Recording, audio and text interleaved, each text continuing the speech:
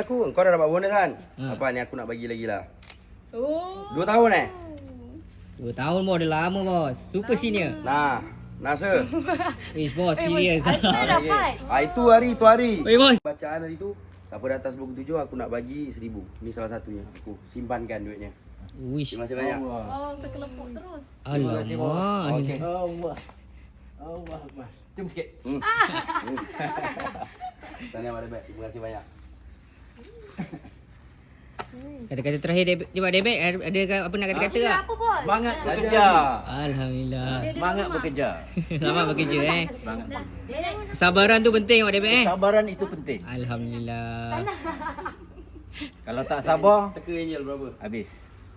Tanya Angel. Angel berapa Angel? Betulkan sikit.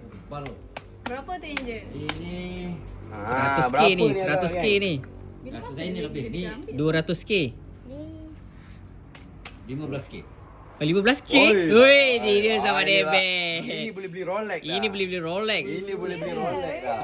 Ini tu 200k ada tu. Ini dah boleh beli Rolex lah. Oh. Tengok tepi. 5, 10, 20. 20? Lebih. Tak apalah. 24k. Boleh tanyalah. Tanya dia berapa lama dia kerja, Betul. apa yang buat dia dapat. Ingat aku tak pernah kira-kira aku bagi.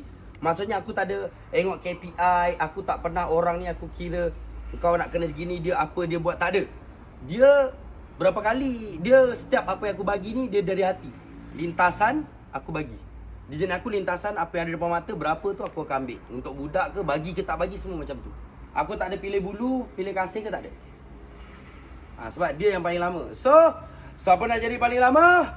Yang tahan dengan aku, silakan. Woo, alhamdulillah. Terima kasih bos. Dapat juga. Terima kasih. Alhamdulillah. Tahniah Angel. Yeay.